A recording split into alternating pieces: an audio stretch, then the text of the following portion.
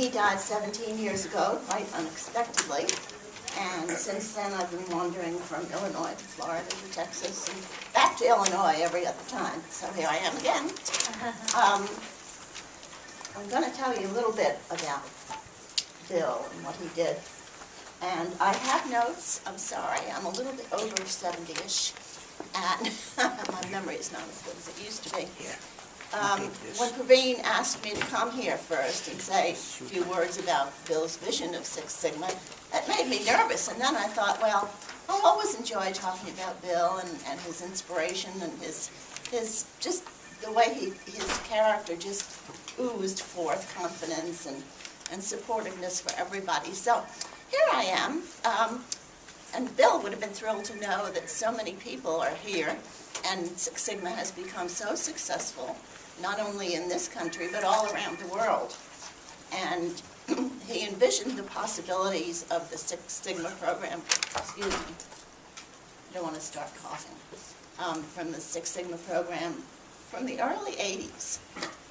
And to tell you the truth, he developed it a little bit before it was made known, because he put it on his boss's desk, and it sat there for 2 years. Okay, corporate America. And eventually he just got fed up with it, and he made an appointment with Bob Galvin so that he could go over this with Bob Galvin, who was the CEO of Motorola at the time. And Bob was very impressed with it. He wasn't sure he understood the whole thing from the beginning. I'm sure he did, though.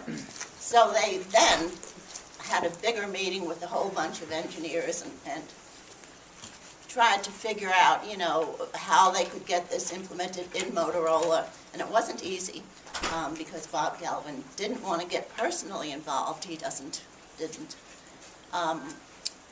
But he said, if you have any problems, let me know. So there were no problems. As time went on, I don't know whatever happened to my notes, but I went through that. As time went on, you could see the difference in Motorola's quality. It was down here when they started, and right after Six Sigma began, it went like this. It was truly phenomenal. And I remember a comment I made to a friend. We happened to be at Arlington Racetrack, and he said, "Oh, the market's not doing anything." And I said, well, you don't have to buy the whole market, just buy Motorola. And that's the way it was. So anyhow, Six Sigma did very well, and then Bill started speaking all around the world. And then he came back one day, and I guess he had been in either Norway or Sweden, one of those places he always went to.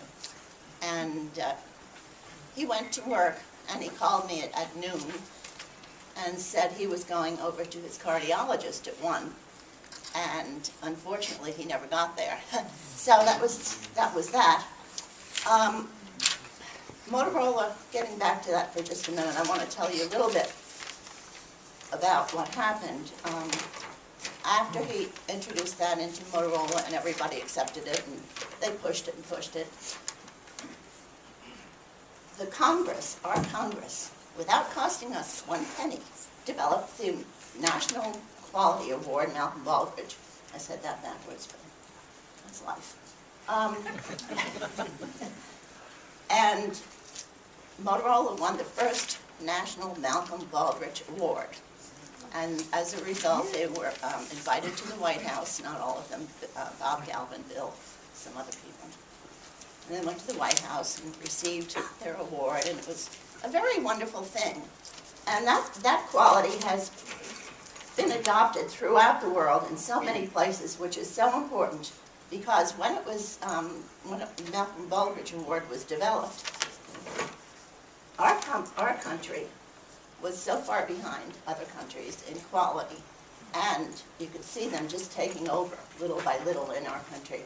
So really something needed to be done, and that's what was done, and that's what's happened.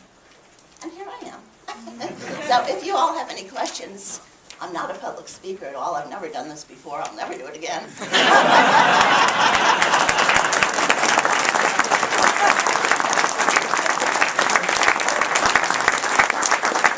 Well, we have a few minutes to ask some questions, and I'll moderate it.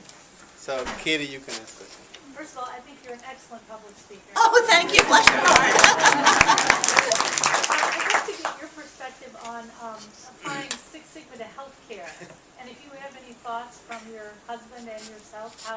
can do a better job with healthcare in this country. And perhaps if we were at Six Sigma, your husband would still be with us today. You know, he had approached that. When he died, actually, the day that he died, he was at Motorola. He was not traveling. And the ambulances took him to Northwest Community Hospital, which is an excellent hospital. And I'm sorry, I don't mean to have my back to you. I just have two sides. So. They took him there, and when he got into the emergency room, I understand that they just tore that place apart. They said they have never seen anything like that before, because he had been speaking there, and he had been speaking on health care. And Northwestern Community wanted to have the best quality any hospital could have. What has happened since then in healthcare, I don't know. Right now, I particularly don't know. I hope I don't lose my Social Security or anything. Six Sigma does apply all around to everything. In fact, my daughter is a Six Sigma instructor, and this week she's in California at Gallo Wine. Oh. I wish I was.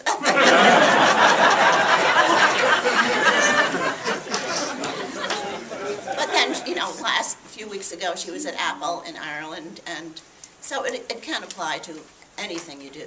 Yeah. So I hope I did the best I could, anyway. Any question that side? No? Okay. So what is something that you can share from your husband, how he felt about Six Sigma for people?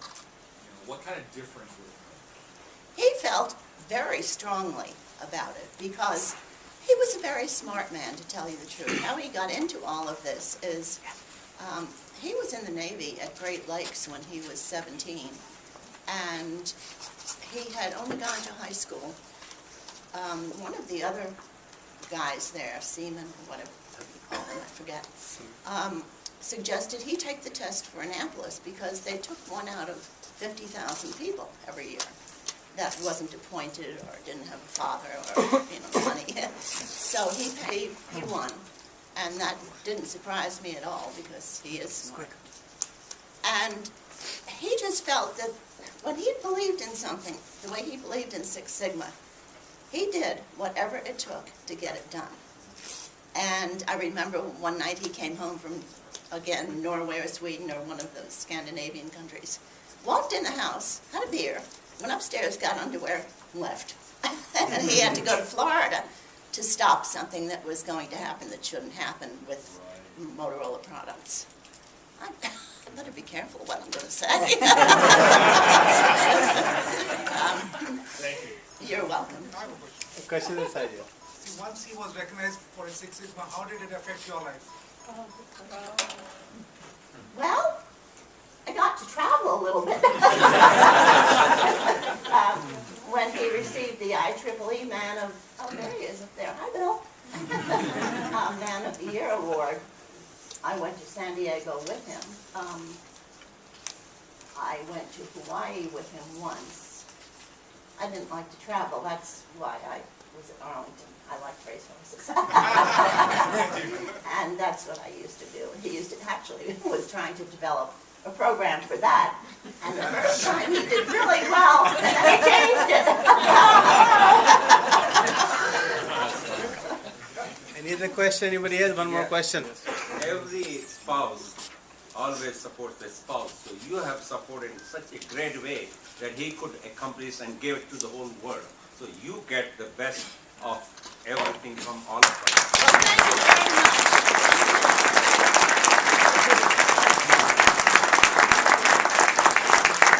That's a good, it wasn't planted question or comment from you. Well, Normally that's I would okay. say, I'll don't take ask the those question. too. Yes, a very good question. Yeah, So yeah, in thank you. recognition